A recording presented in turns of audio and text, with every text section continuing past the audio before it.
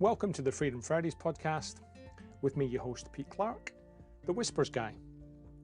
Work seems to expand to the time that we give it. And I've been investing my time, occasionally on a Friday, to explore how we use our time, our energy, our attention, and the impact it has on our identity. I've been exploring over season 1 some of the mindset shifts in the handcuffs of I have to the freedom of I choose to. And I've shared some conversations, some tips, some tools about how you might want to invest your own time, your own energy, your own attention. How you might want to, if you choose to, make some changes to your identity. How you might have freedom from I have to and design a life around I choose to. If that's of interest to you, then this is the podcast for you. Welcome to this week's edition of the Freedom Fridays podcast. And in celebration of International Women's Day on March the 8th, 2024, I've got a very seasoned and experienced leader with me today. Please welcome to the podcast, Sarah Grattan. Hi. How are you? Good to see you, Pete. Very well, thank you.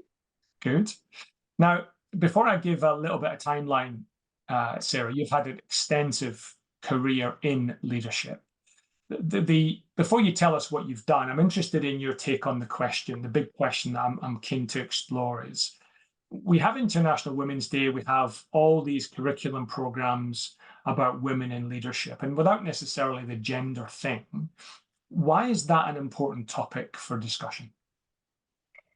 Well, I really think as a female leader, what is important is that you can't be what you can't see. I mean, I can't even remember who has said that, but being a role model for other women and women your own age, as well as younger women coming through, that they need to be able to see different types of leadership and actually see that they themselves could be a leader one day. Okay. Has that, so before you heard that, because I'm sensing I've heard that before, and that's relatively recent in my lexicon language around you can't be what you can't see. What did you do before? How did you do it before knowing that? So I just think it was sheer bloody-mindedness, Pete. Like, it was like, what do you mean I can't do that? So I think it goes back to being a kid and having your mum say you can do whatever you want to do.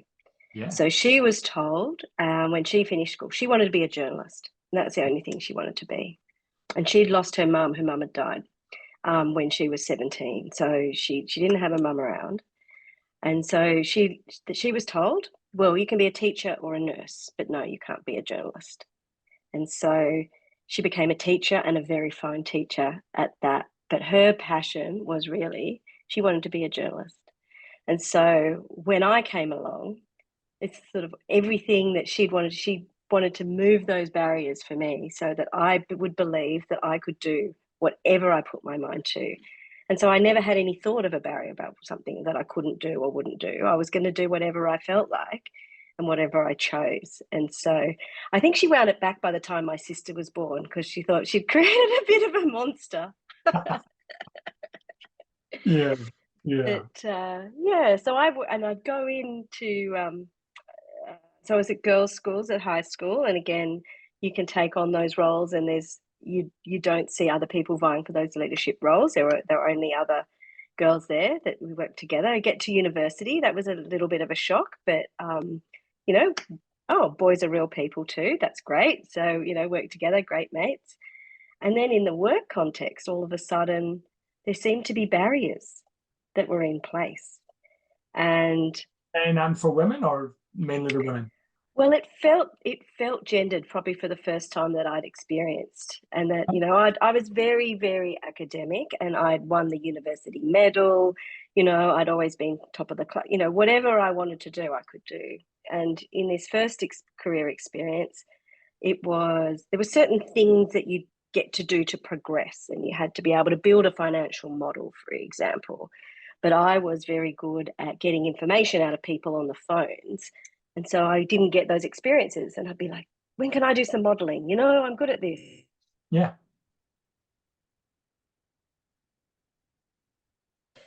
And so it was sort of like, I felt like, oh, why can't I have a go at this? And it felt, whether it was gendered or not, I'm not sure. There was also a rule that women weren't allowed to wear pants in the office. This is in the 90s. And so I changed that rule. I told them that that was bloody ridiculous. I wasn't going to have a bar of it. Yeah. So you can see I made some friends early there. So I'm interested because I can sense, the upbringing, the circumstances your mum went through kind of influenced what she said and did with you, and that's obviously influenced. I'm always struck by not the parenting thing, but often when parents try and provide and give their kids counsel for the things they didn't have, it can go one of two ways. It can produce the Sarah of now, the bloody-mindedness to go, why can't I do that? It can also produce the opposite, where it's like, yeah, of course, well, I don't deserve that. I know this is philosophical in nature, but any thoughts on how you turned out like that, as in how you picked up the bloody-mindedness versus the, yeah, you're right, women can only be teachers and nurses? That's a good question, Pete. Why did I end up? I guess I was driven. I'm that sort of uh, A-type personality, but maybe it's an insecure A-type personality. So people saying, "Oh, you haven't quite got there, or you're not quite good enough," fire me up and say, "Oh, I'll show you. I Sure. can do anything that I want," Yeah, sort of thing, yeah, which yeah. isn't always healthy. Maybe leads to overwork and bit of stress. But yeah, why? Yeah, I think there's got to be an innate belief in yourself and confidence. Deep down, that Yeah, yeah, I'm going to be able to do this. I'm good enough. But not everybody has that. I see that. yeah, And I've seen other people whose parents have sort of said, "Oh, don't worry if you miss out. It's not the end of the world. There's going to be lots of people applying for this. Don't be too disappointed if it's not you." And that just reduces ambition, right? It just yeah. really, it's almost an excuse. So I think it's about, I guess it's like leading a company as well. You've got to set that aspiration. What are you trying to achieve? Where are you going? And whilst my career has been opportunistic rather than planned, I've always had an aspiration. Once I've said, yeah, I want to do this thing. How am I going to make this the best it's going to be? And then just go for that, and just enjoy the ride. I'm going to ask you about your current role in a second, but I'm interested just to dive a little bit deeper into the bloody-mindedness. When you were your first collision of that at work, right? Post school, post uni, everything's fine, everything's equal, fair. I'm as good as anyone else. Oh, bump into work. What do you mean I can't? Did that allow your bloody-mindedness to get more? Did you? No, I think it really knocked my confidence for a while there. Did it? So, I could, yeah, there was all the self doubts. I was going, well, what do you mean? Why am I not getting this opportunity?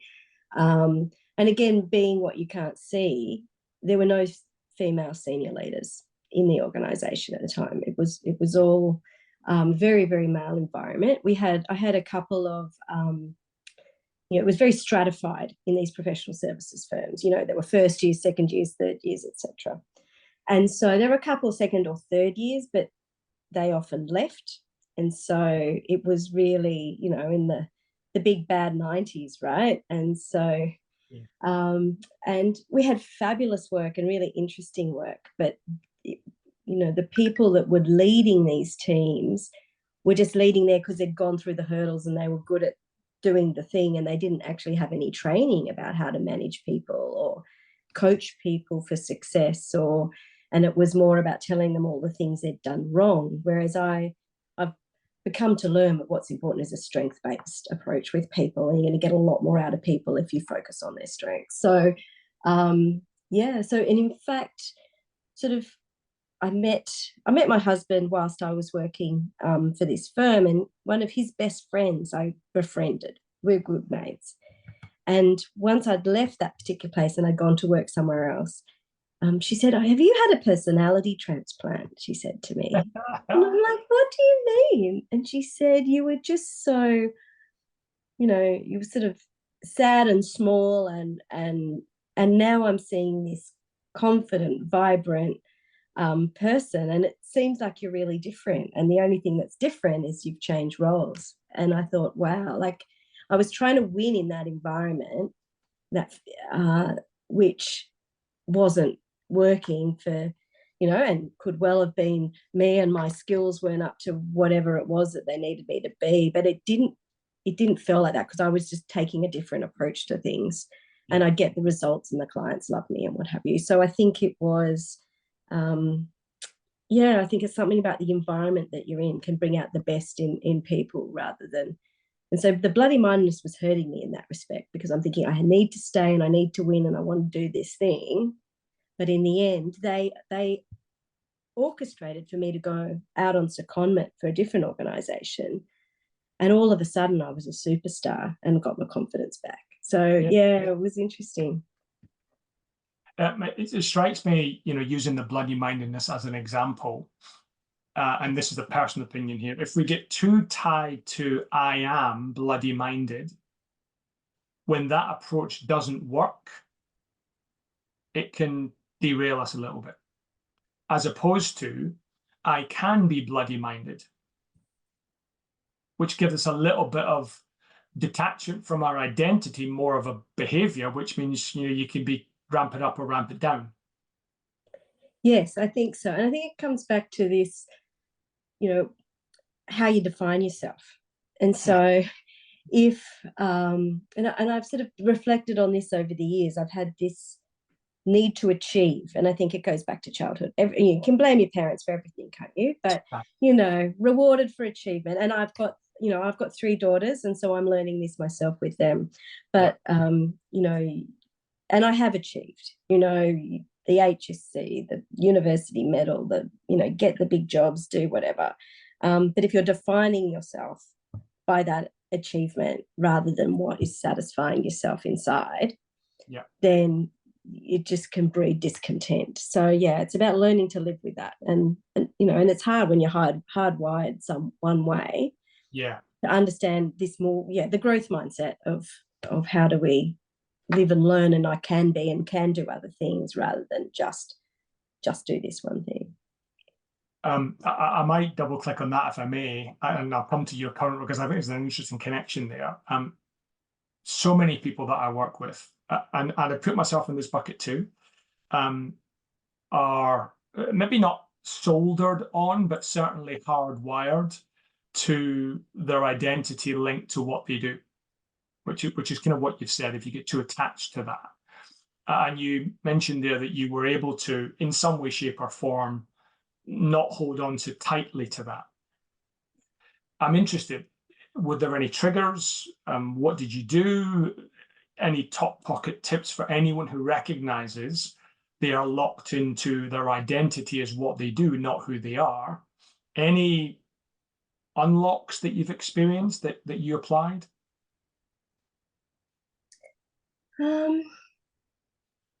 I think it's about the variety of experience. So once I'd stopped work and had children, and I actually took a career break. While I did that, I wanted to be around when they were little. And then, of course, I got bored. So what do you do to keep yourself intellectually stimulated? And I picked up a role lecturing for a business course. And so I was meeting all of these students, and then went in, started my own consulting business, which was a flexible thing I could do around the kids when they were young. And all of a sudden, you're seeing a lot of different organizations, a lot of different sorts of environments. And then when I got involved in leadership in the local school P&C, talk about politics. Oh my goodness, is the local P&C a political animal or what? And meeting all of the different people and seeing all the different types of leadership that there are around you. And that broadened the perspective about what good looks like, and what and that there was these variety of experiences to give you fulfillment in your life. And then that's when I went into council. I'd run this little tiny campaign against the state government, who were going to close this little road for a bus stop. And this road was how my community exited the Northern Beaches and could escape. And they were going to close Heaton Avenue for a friggin' bus stop. And I didn't have a client. I was doing my consulting work. I didn't have a client at the moment, and I thought we had this wonderful team of sort of septuagenarians and octogenarians in the local community, and they had their pencils and paper out ready for running some, petitions and things. I'm like, oh no, we need to do this digitally.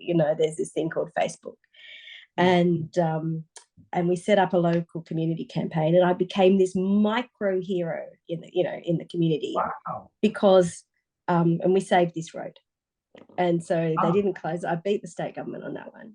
But working very collaboratively, again, leadership. I'd had this experience of working with all sorts of different people, and I don't man campaigns where I go out all guns blazing because things like government put their hands over their ears and just going la la la la la. They don't listen. So you got to work with them.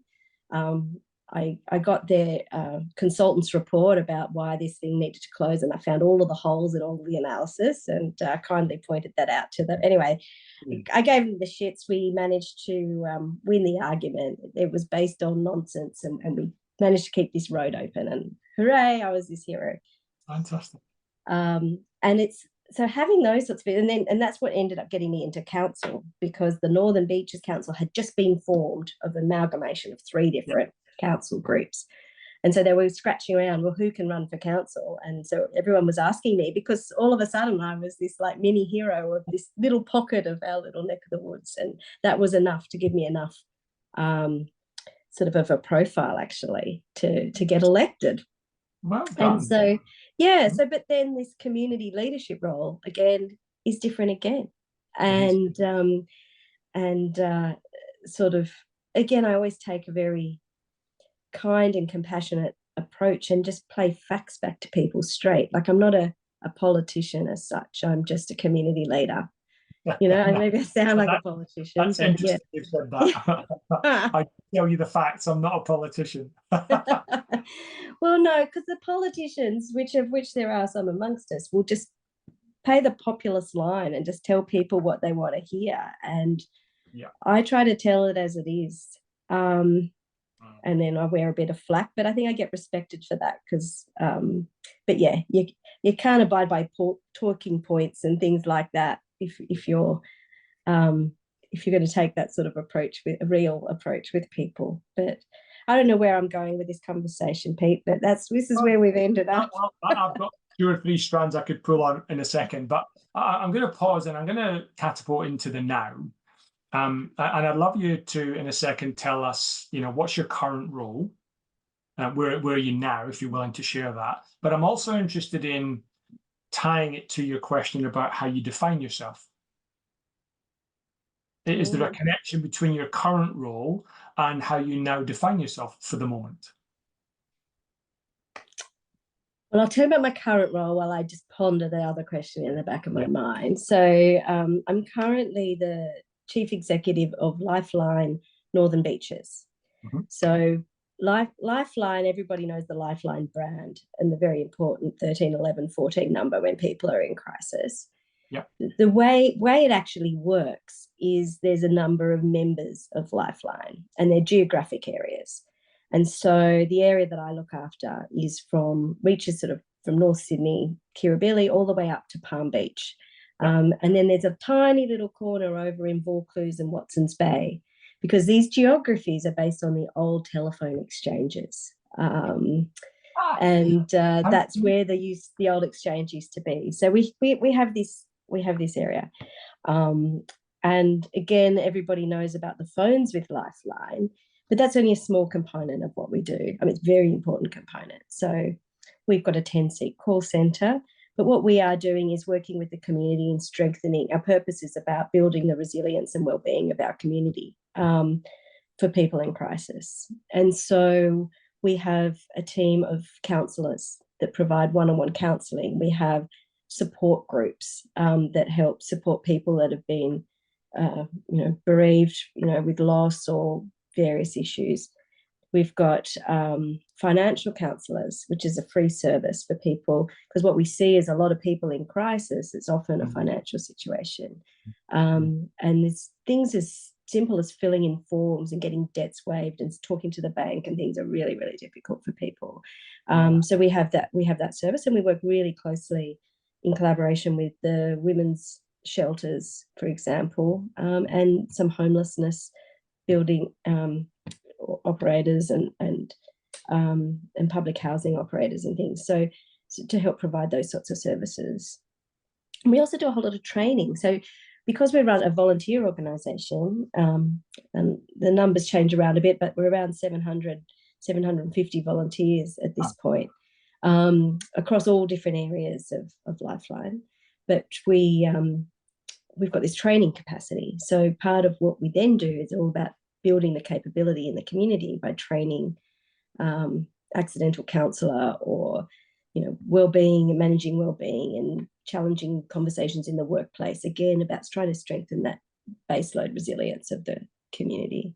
And the other work we do is about trying to raise the money to pay for all of these things, because we're all funded by donations, right? So we've got our retail stores and our book fairs that we run to try to, and the fundraising campaigns and events, just to try to help fund all of that important work that we're doing. Yeah, thank you.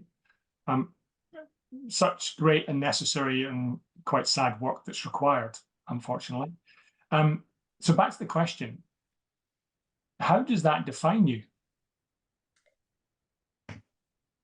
Yeah, I'm not sure how it's defining me, but I'm enjoying the leadership component. Okay. And for me, this is my first CEO role. It's quite nice not having a boss every day. I've got the board there, but making the calls and seeing what's right, and not having to get everybody, you bring your team around with you, but I really enjoy getting to make those calls. So I guess that does define me in a way. But I have been a community leader for a while through my council role. So there's not just one thing that's defining me, I guess. So that's interesting, because I'm guessing as a community leader, well, look, can I check an assumption? As a community leader, sometimes and sometimes not, you might have the title, but not necessarily the title. Depends, right? Is that right? Whereas CEO of Lifeline, you've obviously got the title and you're working with the community. Am I making that, is that the right assumption? Sometimes in leading the community, like your micro hero example, you didn't really have the title, but you had the bloody-mindedness and the intellect and the smarts and the kind of stuff to get the job done. Yeah, I think I just always have just taken that, been that person that steps up to take that leadership position. Right. Whether I've got the title or not, I tend to take that role. I had a great role at UNICEF Australia prior to the going to Lifeline. And again, I was seen not just by my own team as a leader, but I would step up to have some of the harder conversations on other groups' behalf, on cross-functional teams, or other people could come to me. And so, I think I've just always been seen as that person that will do that. And I think my philosophy, I've always sort of, I stand behind people and let them shine, but as soon as something goes wrong, I'm the lion in front, keeping everybody safe. And so they know that and can trust that of me, that they are safe to be able to do their thing. And then that engenders enormous amount of goodwill and support. People really respect that. Yeah. I sense that. Sarah, do you mind if we touch on a topic we talked about offline, which was the listening aspect? No, sure. For the listeners, we're recording this in Sydney, in Australia, in a place in Sydney called the Northern Beaches. So it's a very microcosm of Australia. But I do believe there are things like Lifeline across the world. And as part of your new role as CEO, which seems like a good idea, you're learning the role of a Lifeline counsellor, which is on the phones speaking to people in crisis. So you're going through that training right now, which is commendable and I think necessary to understand the product or the service that you're trying to get funding for example. Would you just share, not necessarily in any detail, but what it's been like for you as a seasoned leader? You know, you've been around, forgive, a long time and done lots of different things, worked with many, many different corporate and community services. So therefore, listening is not dysfunctional for you. It's not a skill you do not have. And yet you've gone into Lifeline, and what you said to me was, oh, wow, I never listened before. Can you just kind of give us a little bit of story around it? Because I think that's a fascinating example of our context can often determine how good or bad we think we are. Yeah, so it is interesting. So the training for being a Lifeline crisis supporter, it's extensive. It's 13 weeks of weekly training with a whole lot of role plays.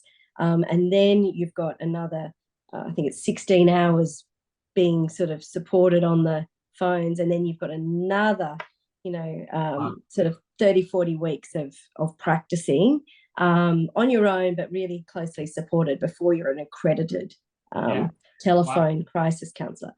And so what this training is really doing is teaching us to listen. And so what I've found is my whole career, I'm a problem solver extraordinaire. I am someone people come to for advice. It could be my sister who rang me earlier in the week with an issue. It's friends will come to me, work people come, everything comes to me for advice. What should I do? And I can solve the problem, and on we go. So that's the exact opposite of what you do as a crisis supporter. And so what you need to do is really, really, really listen to somebody and hear what's going on for them and sit in their pain with them. And the worst possible thing you could do is give any advice, because what you're really doing is listening to people and helping them to identify. You might help them identify what some of their strengths might be, where they're what are their support networks going to be, but they themselves need to be able to reach down and determine what is their next steps, or what do they need to do, or what is exactly is the issue. And so we're going through these role plays, and I'm thinking, gee, I'm not very suited to this not giving advice thing. So it's been really good growth for me and really good learning. And I've been able to then take some of that into the workplace. And I have a staff member, because being a CEO is mainly about HR, as I've learned. There's some vision, and then there's dealing with all of our wonderful people. And the dramas that come with that. And it's really about listening. And so putting all those little micro skills into practice of reflecting feelings and, really active listening, and, summarizing and paraphrasing. And is really, really important. And you get people feel so much better afterwards, because they feel that they've really been heard. And so my poor family, so they're enough to really listen to, but no advice from mum. Trying not to give the advice, but I can't really help myself with there. So they still get my advice at the end of the day, really. But I'm working on not giving advice. Yeah. So obviously at Lifeline, you have a person on the other end of the line who's, in some sort of crisis. Is there connection then to the workplace? Because I'm sensing many of the leaders I speak to, some are good, some are not so good. And it's not even about the gender aspect of it, I don't think, but many of them could probably be better listeners. Do you think there's a connection there? Yeah, I think you're right. So I think, within our workplace, a lot of our workplace have done this training. And because we are Lifeline, it's quite a unique group of people that will work in that space. Many have had some lived experience or experience either from themselves or through a family member, or they're just sort of deeply compassionate and kind people, that, souls of the earth sort of people. And so there's already there some quite good listening behaviours. But I've never seen these sorts of listening behaviours in any other organisation I've been at. So I think it is quite different. And I think what is also quite extraordinary is these, most of our organisation are volunteers, people donating their time to do this work. And so that sense of community and family-like, in a way, this journey that they go on together, go through this long, involved training and forming these cohesive groups of people that are, we've had the mentors volunteering as well, who are part of the group already, and it just sort of grows this community that are there solely just to support our local community and try to keep people safe when they're in crisis. And it's really powerful. And I guess the other thing that it sort of surprised me in a way when I said, I'm going to do this training, I want to really understand what is this work that our people do on the phones. And it has been an amazing leadership strategy, which I didn't realize that was not the reason why I was doing it. But just simply by saying to my organization, I'm going to sit and go through this training that you've gone through to understand what exactly it is that we do, has been the most incredibly powerful thing that I could have done in my first 3 months as CEO. So good call, accidental call, but good call. So yeah, I've got a lot of respect from that. Yeah, I think that's an excellent example of, whether it was a good or a bad call, even accidental, it's had the right impact. Yeah, huge impact. Yeah. And so as we sort of evolve, and we're going through a strategy process at the moment, and previously the organisation hasn't been taken along for a journey on a strategy process. It's been done quite independently by the board, and so the team don't then own it or understand it or exactly where we're going. So I've tried to turn that upside down, so we're going a bit more bottom up, and they're all involved in coming up with the ideas. We had a strategy day. Some people met each other for the first time. It was quite amazing. And so now we've sort of just got this tension. So I'm trying to bring the board together with the organisation, so we're all going in the same direction together, and try to provide that vision. And without that owned common direction of what we're trying to do, it's very hard to achieve anything. It is. Yeah, it is. And certainly the work I get involved in, it's coming back to that as often as possible, because we inevitably drift.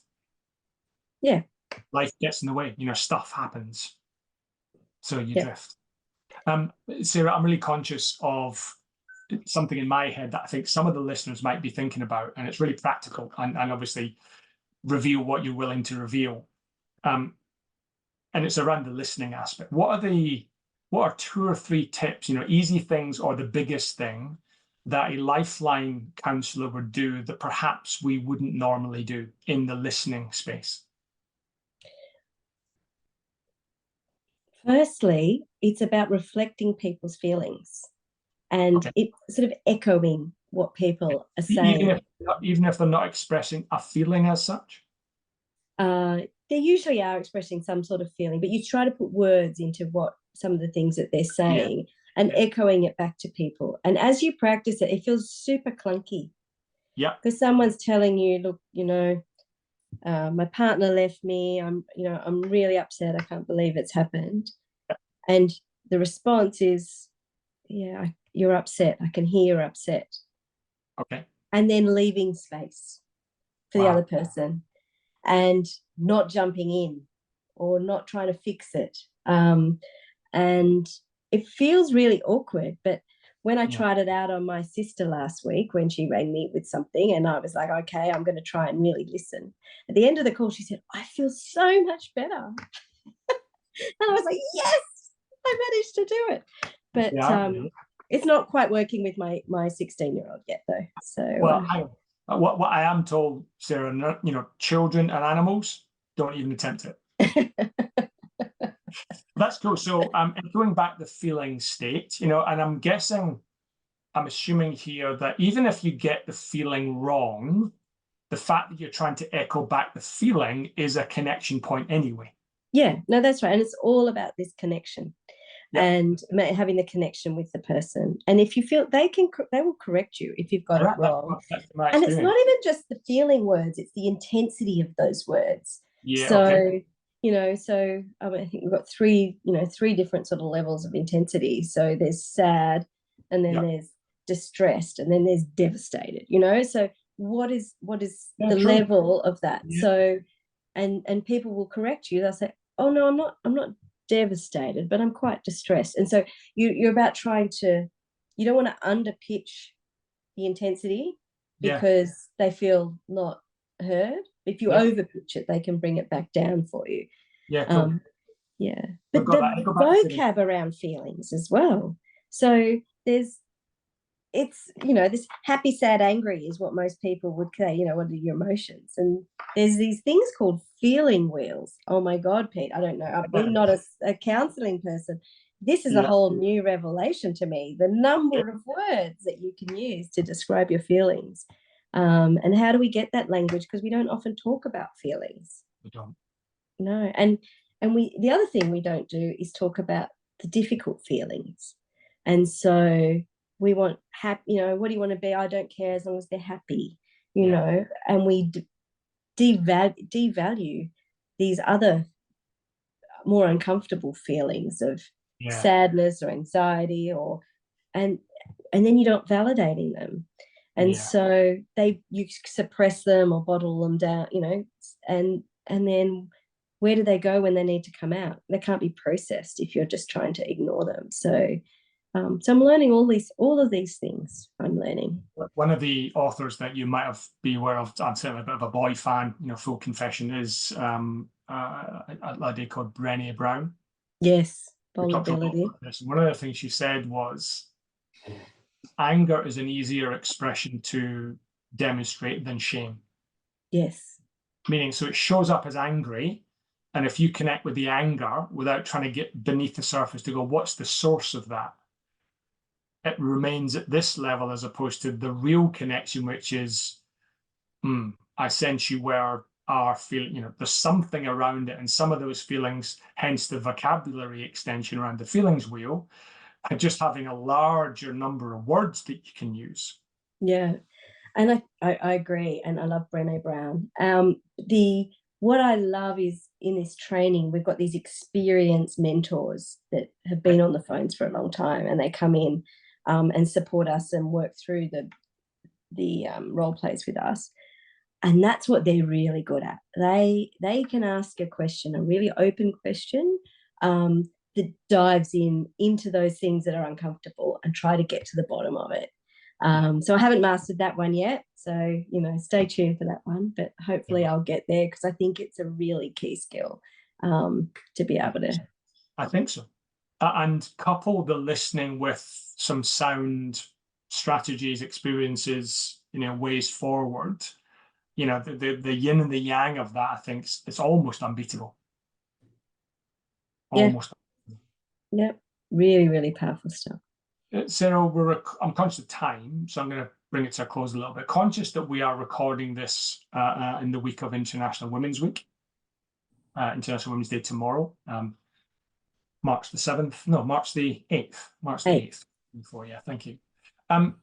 If there was a message, if there was, you could hire, the classic, you can hire a billboard at the Manly Ferry terminal, and everybody who comes off the ferry reads this billboard about International Women's Day, or anything about women in leadership.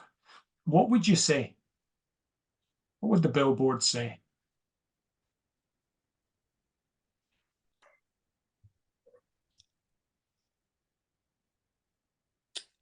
I really think women can do anything, but they need the opportunity to be able to do so. So, it's about that equality of opportunity comes through. And, I need to check my privilege here, as a highly educated white woman, I'm got this position of leadership, and things might be easier for me than than others. But, you know, when we've still got so many women working in the, you know, we've just had the gender pay gap report come out, and there's still a lot of organisations where there is this big gap. And yes, it's what is undervalued, these caring professions, things that we couldn't live without, but the nursing, the teaching, the you know, the carers, the childcare workers. And so how do we value, you know, it comes back to, everything comes back to economics, and I'm an economist, so I can say that. But this, how we value things isn't, you know, the constructs are such that we don't probably always value the right things, and there's intangibles that aren't valued, and leads us to these sort of positions of inequality and in power balances. Yep. And until we sort of can work through how we can do that right, it's going to be really hard for, I mean, all of these systems and structures have been set up over many years, sort of in a patriarchal world. Yep. And the matriarchal world sort of has to move in sort of alternate ways. So we can try and win in a man's world, but maybe we just need to change the structures a bit so it's a more equal world. That's a worthy cause. Yeah, naive perhaps, and maybe impractical, but hopefully we can get there. Yeah, well, certainly if we can, my personal view is if we can demonstrate and there's some visible signs of progress, you can build some momentum around it. Yeah, no, I think that's right. And it comes even, we heard yesterday from at International Women's Day function up in Pittwater, the Zonta group, which is about empowering women and girls. And they had Dr. Grace Sharkey present to us, who is Professor of Gender Studies. And she was saying, with her niece and nephew, you know, she sees the niece and, oh, you know, oh, you're looking beautiful. And for her nephew, you know, you're looking big and strong. And it starts there, you know, where are they as people without these labels and these gender norms? And, and, you know, the DV research shows that some of these structures are what sort of boxing people in, and how we end up where we end up, with terrible situations for people. So yeah, it sort of has to start at the beginning, and we need to look at the way the whole thing works, which is that's got to be a topic for another conversation. Okay, I think you're right, and I think that's probably a very good time to pause. And it's a big thank you from me and anyone listening to you for, you know, be willing to invest your time. But for me, probably more importantly, your willingness to share some of your background, some of your stories, some of the anecdotes, some of the insights, and some of even the advice, which is great. I might finish, if you wouldn't mind, Sarah, with just some kind of light-hearted questions for you to kind of round this out. Given that we're on the Northern Beaches, and forgive anyone who doesn't know the Northern Beaches, it's like 20-odd beaches in this kind of small enclave of Australia. What's your favourite Northern beach? I think there's the 40 Baskets Beach in the back of Balgala. We've got this beautiful sea pool in Harbour Pool, and you can sit on that little beach and you look across to Manly and can see the ferries buzzing in and out and the sailboats going past. That's a pretty special place. But in terms of a surf beach, I've got to go with Manly Beach. I'm the Manly ward councillor, and it was just voted best beach in Australia. So have to go Manly Beach. Yeah. So are you more towel or chair? I think that changes as you get older, Pete. But I'm loving my cool cabana chair that's got even a footrest. Yeah, okay. No, it's good. And are you harbour or ocean? So ocean. Well, it depends on your mood. You know, yeah, love the ocean. And maybe I can catch-all question to finish. What's a maxim you try and live by? Be kind. Thank you, Sarah. It's been a real pleasure chatting to you, and it's great. And we'll put all the notes and references in the show notes. Anything you'd like us to put in there, we can add in, and we'd encourage people to check out check out Lifeline, check out their ability to listen. Sounds good.